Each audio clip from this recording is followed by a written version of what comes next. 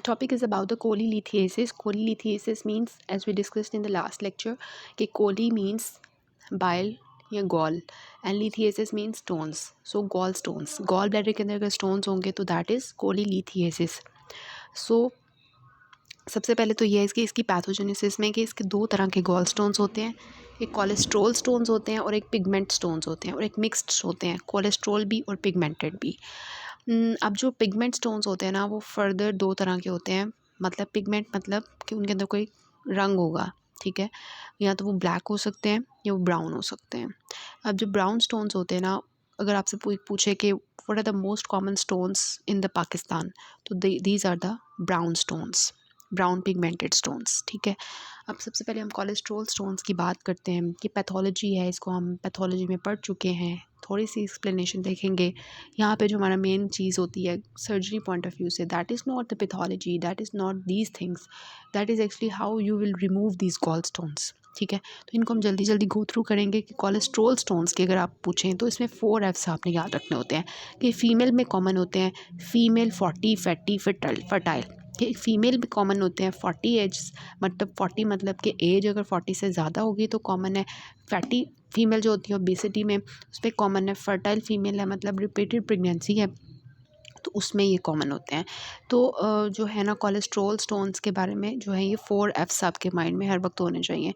और ये है कि OCP जो ओरल कॉन्ट्रासेप्टिव पिल्स लेती हैं उनका भी देखा गया है कि उसकी वजह से भी ये ज़्यादा होता है। कोलेस्ट्रोल जो होता है इसमें एक्चुअली कोलेस्ट्रोल स्टोन में कोलेस्ट्रोल होता है, इसके अलावा कैल्शियम होता है, कैल्शियम सॉल्ट्स होते हैं, बाइल एसिड्स होते हैं, बाइल पिगमेंट्स होते हैं, फॉस्फोलिपिड्स होते हैं। देन अदर पिगमेंटेड स्टोन्स जो होते हैं इनमें ना कोलेस्ट्रॉल का लेवल इतना नहीं होता, ये दो तरह के होते हैं, ब्लैक स्टोन्स होते हैं और ब्राउन स्टोन्स होते हैं।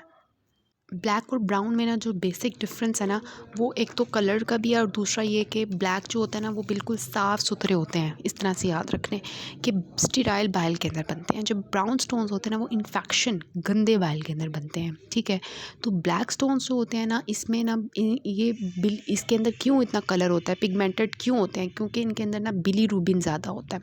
कोलेस्ट्रॉल के अंदर कोलेस्ट्रॉल स्टोन में कोलेस्ट्रॉल ज़्यादा था, यहाँ पे बिलीरूबिन होता है, इनसॉल्युबल बिलीरूबिन होता है जो कि कैल्शियम फॉस्फेट और कैल्शियम बाइकार्बोनेट के साथ मिक्स हुआ होता है।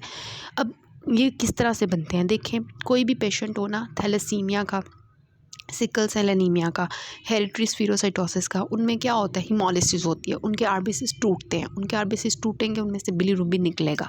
बिलीरूबिन जो है ना वो इनसॉल्युबल फॉर्म में इकट्ठा होना शुरू हो जाता है क्योंकि वो एक्सेस में हो जाता है, तो वो इकट्ठे होकर एक स्टोन बना देगा जो कि ब्लैक स्टोन्स होते हैं। अब वो स्टीराइल बाइल के अंदर होते हैं, कोई इन्फेक्शन नहीं होता और ये स्टोन्स बहुत हार्ड होते हैं, ठीक है। जबकि ब्राउन स्टोन्स जो होते हैं ना इनके बारे में अगर हम बात करें तो इनका जो बेसिक डिफरेंस है एक तो कलर का भी है और दूसरा जैसे कि मैंने आपको बताया कि ये इन्फेक्शन ऑफ बिलियरी ट्री कोई भी होगा ना तो उस केस में बनते हैं। लाइक वहाँ पे ई कोलाई है, क्लैप्सियला है, बैक्टीरियोइड्स हैं। तो ये बैक्टीरिया क्या कर रहे होते हैं कि जो बाइल होता है ना उसके अंदर जो है ना एक एंजाइम रिलीज़ करते हैं विच इज़ ग्लूकोरोनिडेज। ये ग्लूकोरोनिडेज एंजाइम क्या करता है, ये जो बैक्टीरिया रिलीज़ करते हैं ये बिलीरूबिन की डीकॉन्जुगेशन कर देता है। अब जो बिलीरूबिन है डीकॉन्जुगेट हो गया है due to glucuronidase enzyme released by these bacteria, तो जब ये बिलीरूबिन डीकॉन्जुगेट हो जाएगा तो ये इकट्ठा होना शुरू हो जाएगा इन द फॉर्म ऑफ स्टोन्स, ठीक हो गया। अब यही जो हमारी जो हैं ये स्टोन्स हैं ये बन गए हैं in the form of calcium bilirubinate, calcium palmitate, calcium स्टीरिएट।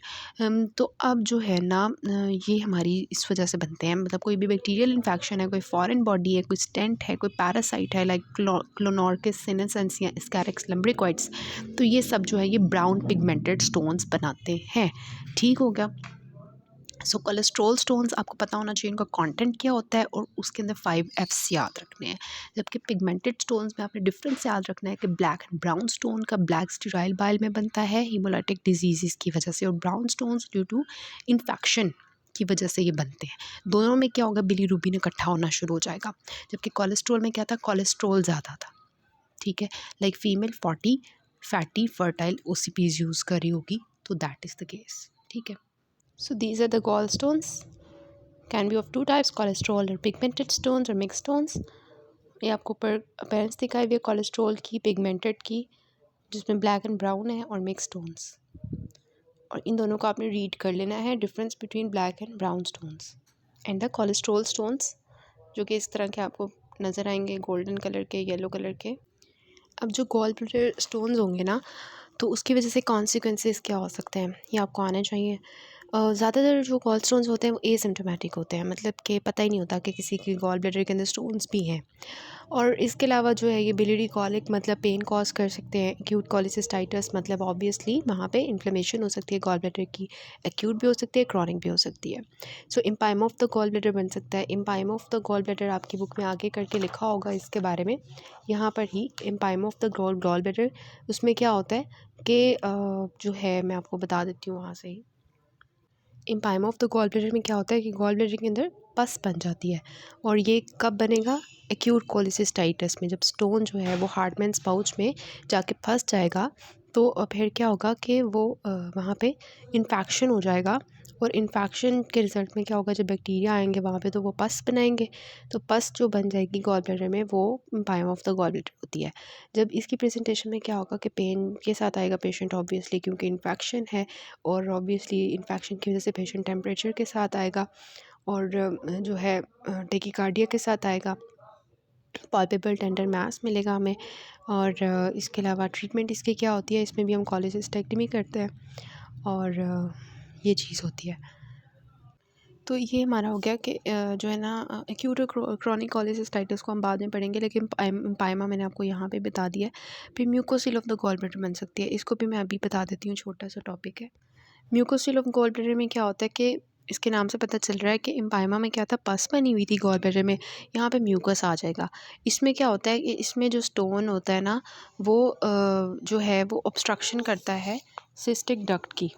ठीक है, मतलब कि स्टोन जो होता है वो नेक में होता है और सिस्टिक डक्ट जो है वो ऑब्स्ट्रक्टेड हो जाती है। लेकिन यहाँ पे ना कोई इन्फेक्शन या इन्फ्लेमेशन नहीं होती, इस वजह से यहाँ पे पस नहीं बनेगी।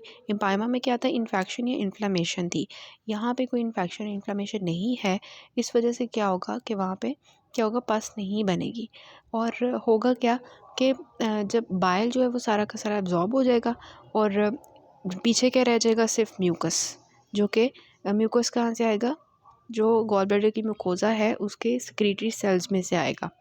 तो इसको जो है हम क्या कहते हैं, म्यूकोसील ऑफ गॉल ब्लैडर।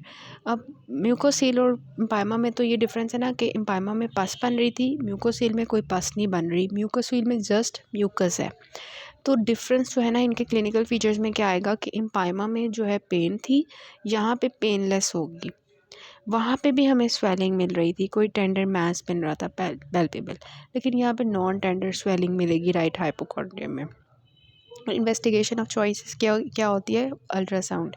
और दोनों का जो ट्रीटमेंट होता है इम्पाइमा का और इसका म्यूकोसील का, दोनों का क्या होता है, कोलिसिस्टेक्टमी कर देते हैं हम। तो ये हमारे हो गए कि गॉल ब्लैडर में क्या मसले हो सकते हैं। और इसके अलावा क्या हो सकता है, गॉल ब्लैडर की परफोरेशन हो सकती है कि वो जो स्टोन है उसने क्या किया, उसने गॉल ब्लैडर की वॉल को परफोरेट करके बाहर आ गया। गैंग्रीन करवा सकता है गॉल ब्लैडर की ब्लड सप्लाई की ऑब्स्ट्रक्शन की वजह से, या फिर carcinoma of the gall bladder, जहाँ पे भी बहुत अरसे से इन्फ्लेमेशन चले वहाँ पे कार्सिनोमा के चांसेस बढ़ जाएंगे। फिर बाइल डक्ट में क्या मसला आएगा, देखें, अगर हमारा जो स्टोन है वो निकला वहाँ से बाइल गॉल ब्लैडर में से और आके कॉमन बाइल डक्ट में आके फंस गया, तो क्या करेगा, कॉमन बाइल डक्ट की ऑब्स्ट्रक्शन करेगा, ऑब्स्ट्रक्टिव जॉन्डिस करवाएगा।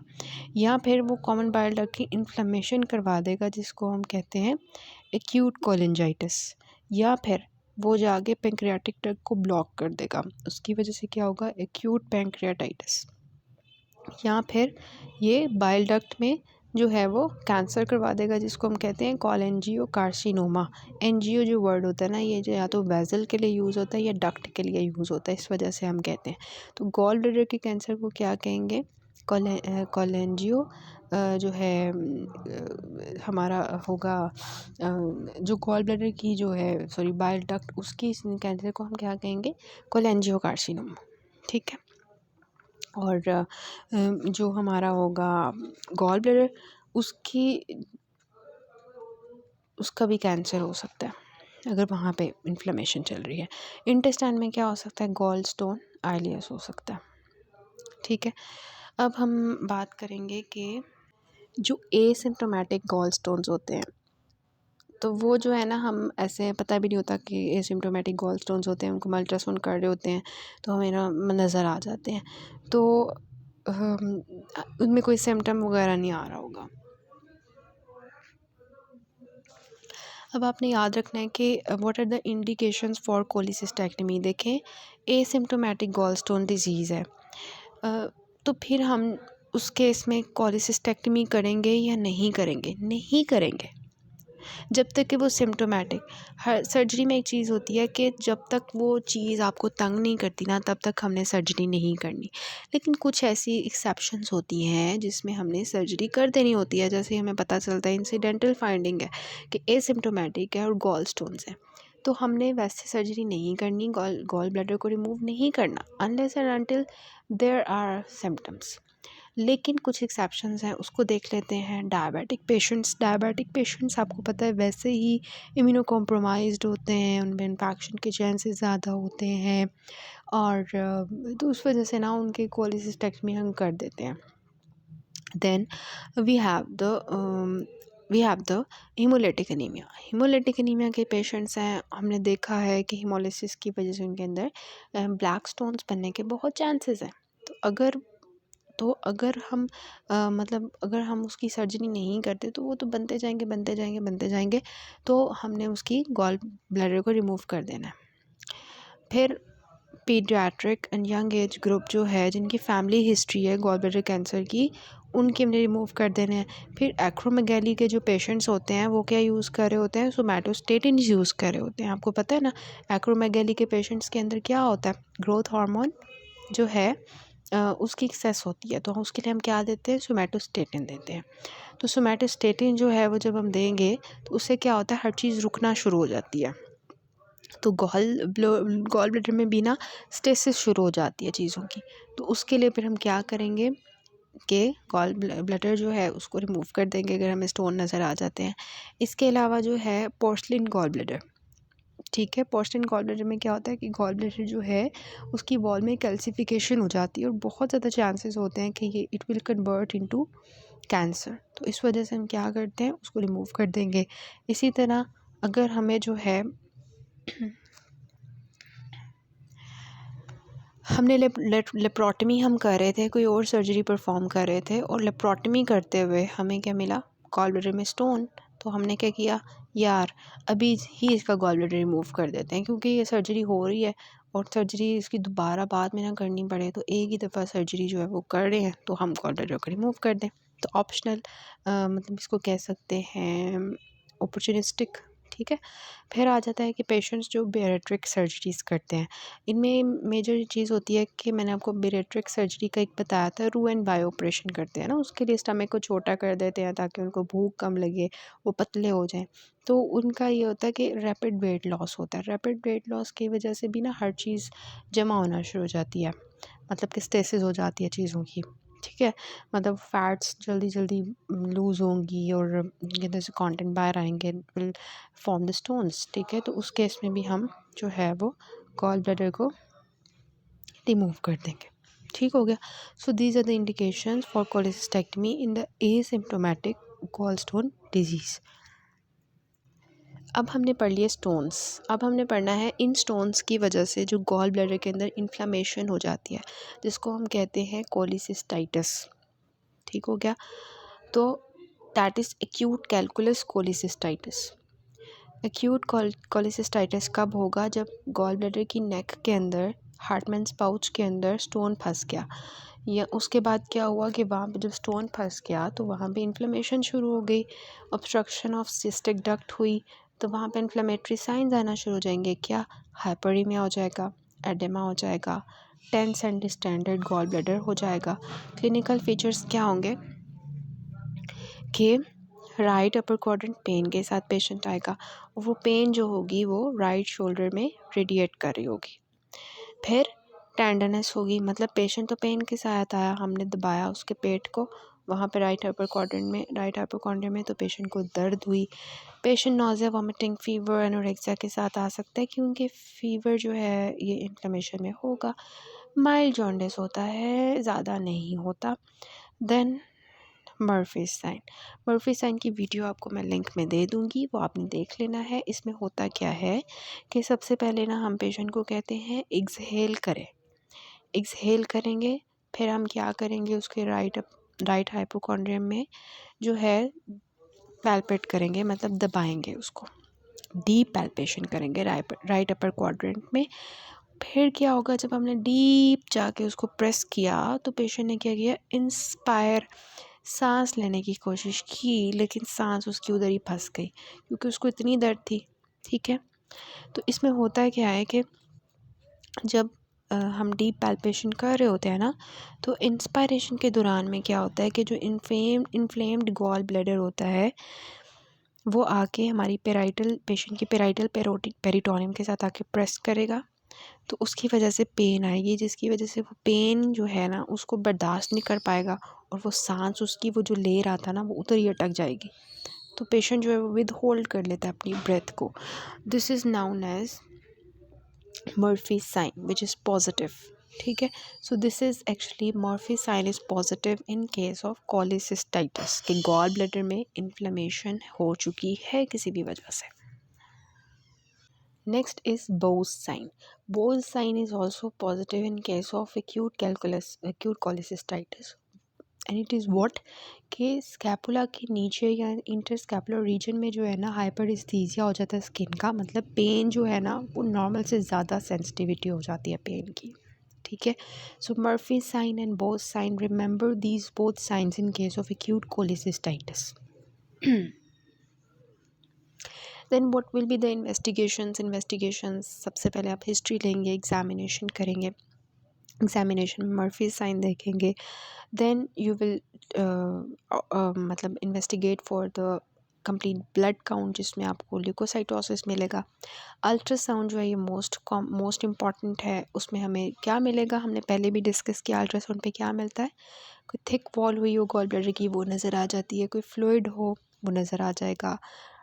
ठीक है, मर्फी साइन जो है वो इसमें भी मिलेगा, क्योंकि जब हम अल्ट्रासाउंड का प्रोब जो है वो गॉल ब्लैडर के ऊपर अप्लाई करेंगे तो पेशेंट को दर्द होगी। तो अल्ट्रासाउंड का प्रोब लगाते हुए भी जब पेशेंट आ करेगा ना, it means that Murphy sign is positive by the ultrasound also, that is known as sonographic Murphy sign positive. Then हम रेडियो न्यूक्लियोटाइड स्कैन कर सकते हैं, जो कि हमने पीछे पढ़ा था। तो कॉमन इन्वेस्टिगेशन सेम वही है, CBC, bilirubin, alkaline phosphatase, urine analysis, X-ray plain abdomen, ultrasound, CT scan, MRCP, ERCP, percutaneous transhepatic cholangiography and radionuclide iodine scan। ठीक हो गया। अब कोलिसिस्टाइटिस जो है उसकी जो है ना सीक्वले क्या हो सकते हैं। पहले तो हमने ये देखा ना कि गॉल ब्लैडर की वजह से, गॉल ब्लैडर में स्टोन की वजह से क्या सीक्वले हो सकते हैं।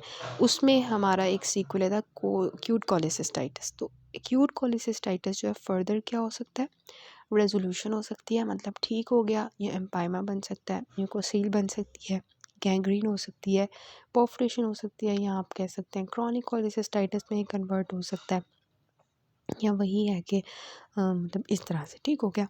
अब जो है हमने करना है एक्यूट कोलिसिस्टाइटिस का ट्रीटमेंट। तो treatment of choice acute cholecystitis का क्या होता है, कोलिसिस्टेक्टमी। कोलिसिस्टेक्टमी कैसे परफॉर्म करते हैं वो हम बाद में देखेंगे, लेकिन cholecystectomy is what, it is removal of gall bladder. लेकिन ऑब्वियसली उससे पहले जो है, ऑपरेशन से पहले हम पेशेंट को सपोर्टिव ट्रीटमेंट देंगे, जिसमें resuscitation with maintenance of respiration and circulation if required. Patient को नील पर ओवल करेंगे, उसको एंटीबायोटिक्स देंगे, एनाल्जेसिया देंगे, इंट्रावेनस फ्लूइड्स देंगे। ठीक है, अब जो है ना ये कोलिसिस्टेक्टमी दो तरह की हो सकती है, अर्ली कोलिसिस्टेक्टमी हो सकती है या इंटरवल कोलिसिस्टेक्टमी हो सकती है। अर्ली कोलिसिस्टेक्टमी मीन्स के जब पेशेंट आएगा ना तो साथ ही हमने उसको क्या कर देना है, एडमिट कर लेना है, और 2 से 3 दिन के अंदर अंदर ऑपरेट कर लेना है। फॉर एग्ज़ाम्पल वो आया मंडे को, तो हम कहेंगे जी तुम्हारा थर्सडे या फ्राइडे को ऑपरेशन है, ठीक है, तुम इधर एडमिट हो जाओ, तुम्हारा हम ख्याल रखेंगे। लेकिन इंटरवल कोलिसिस्टेक्टमी क्या है कि जब इनिशियल अटैक आया उसके जो है ना 6 से 10 हफ्ते के अंदर अंदर आप कर लो या उसके बाद कर लो, दैट इज़ इंटरवल कोलिसिस्टेक्टमी। अब जो है ना ये होता है कि कुछ लोग कहते हैं कि इंटरवल कोलेसिस्टेक्टमी इसलिए करते हैं क्योंकि एक्यूट कोलेसिस्टाइटिस में ना जो है वो इन्फ्लेमेटरी लीजन्स बन ये होती हैं, ब्लैक मॉन मतलब कोई मास बन जाएगा, तो इंजरी जो है ना वो injury to the biliary tree जो है उसके चांसेस ज़्यादा होते हैं, हेमरेज के चांसेस ज़्यादा होते हैं। तो इस वजह से ना हम ये कहते हैं कि सबसे पहले उसको थोड़ा सा हम कंजर्वेटिवली मैनेज कर लें, दवाइयों वगैरह से ट्रीट कर लें ताकि उसकी थोड़ी सी इन्फ्लेमेशन सेटल हो जाए, और फिर जी हम थोड़े हफ्तों बाद जाके उसका जो है कोलेसिस्टेक्टमी कर दें, ताकि फियर ऑफ कॉम्प्लिकेशंस ना हो। तो इस वजह से कुछ लोग कहते हैं कि इंटरवल कोलेसिस्टेक्टमी जो है ना ये करनी चाहिए ताकि थोड़ी सी इन्फ्लेमेशन सेटल हो जाए और हम पेशेंट को कंजर्वेटिवली मैनेजमेंट पे रखें एंटीबायोटिक्स वगैरह से, और फिर हम उसका जो है कुछ हफ्तों बाद जो है 6 से 10 हफ्ते के बाद जाके हम उसका जो है वो गॉल ब्लैडर रिमूव कर दें। मेरा गला थोड़ा ख़राब है जो कि ठीक होने का नाम नहीं ले रहा, तो उस वजह से ना मैं थोड़ा आहिस्ता बोल रही हूँ या इस तरह से, syllabus is too much to be covered, so that's why I cannot take any break। ठीक है, तो कंजर्वेटिव मेजर्स आ जाते हैं कि इसमें हम क्या करेंगे, पेशेंट को नील पर ओरल रखेंगे, एंटीबायोटिक्स देंगे, फिर हम क्या करेंगे आईवी फ्लूइड्स देंगे, उसको एनाल्जेसिया देंगे, उसकी बीपी पल्स टेम्परेचर उसकी वाइटल मॉनिटरिंग करेंगे। सेम कंजर्वेटिव मैनेजमेंट जो हर जगह सेम होती है, मैं बहुत दफ़ा आपको बता चुकी हूँ। अच्छा, अब ये है कि कंजर्वेटिव ट्रीटमेंट जो है ना हमने कब अबेंडन करना है। ये नहीं है कि पेशेंट हर कोई आया जी उसको पकड़ के कंजर्वेटिव में रखा दो, उसका ख्याल रखो ही ना, ठीक है। उसकी बुरी हालत हो जाए और हम फिर भी कंजर्वेटिव कर सकते नहीं। जब उसके सिम्टम्स वर्सन हो जाए, जब उसकी हमें बिलियरी ट्री में गैस मिल जाए, या हमें एम्पायमा मिल जाए गॉल ब्लैडर का, या हमें पेरिटोनाइटिस मिल जाए, या इंटेस्टाइनल ऑब्स्ट्रक्शन डेवलपमेंट होना शुरू हो जाए, गैंग्रीन या परफोरेशन गॉल ब्लैडर हो जाए, तो obviously we will not continue the conservative treatment, we will perform the emergency cholecystectomy. इसमें ना तो आपने पेशेंट को कहना है जी एडमिट हो जाए, हम आपका ख्याल रखेंगे, 2-3 दिन में आपका ऑपरेशन करेंगे, ना ना ना ना ना, ना ही हम पेशेंट को ये कहेंगे कि जी इतने हफ्तों बाद जाके आप आइएगा, हम आपका आराम से गॉल ब्लैडर रिमूव कर दें, ना ना ना, नहीं हो सकता यार, अब तो बहुत मसले की बात हो गई है। So in this case we will perform the emergency cholecystectomy. उसी वक्त हम पेशेंट को ऑपरेशन थिएटर लेके जाएंगे और उसका गॉल ब्लैडर जो है वो रिमूव कर देंगे। ठीक हो गया? ओके जी। हाँ, फिर आ जाता है, ये तो बोंगियाँ लिखी हुई हैं, इसको पढ़ने की भी ज़रूरत नहीं है। ओके, इसमें इन्होंने एक चीज़ लिखी हुई है कि हम ना परक्यूटेनियस कोलेसिस्टोस्टमी एक चीज़ होती है, उसमें एक्चुअली हम क्या करते हैं, इसकी भी मैं आपको वीडियो शेयर कर दूँगी, तो वीडियो से आपको ज़्यादा अच्छा अंदाज़ा हो जाएगा। पहले मैं वीडियोस के थ्रू मैं करती होती थी एक्सप्लेन, लेकिन there are some copyright issues in those videos, so मैं अब डिस्क्रिप्शन में आपको लिंक दे देती हूँ, उसमें यह है कि आप उसको देख लें, तो दैट विल बी बेटर। तो नेक्स्ट पार्ट से मैं आपको कोलेसिस्टोस्टमी बता देती हूँ, उसकी वीडियो भी मैं नेक्स्ट के ही डिस्क्रिप्शन में दे दूँगी, and I will discuss with you the other diseases and then the cholecystectomy।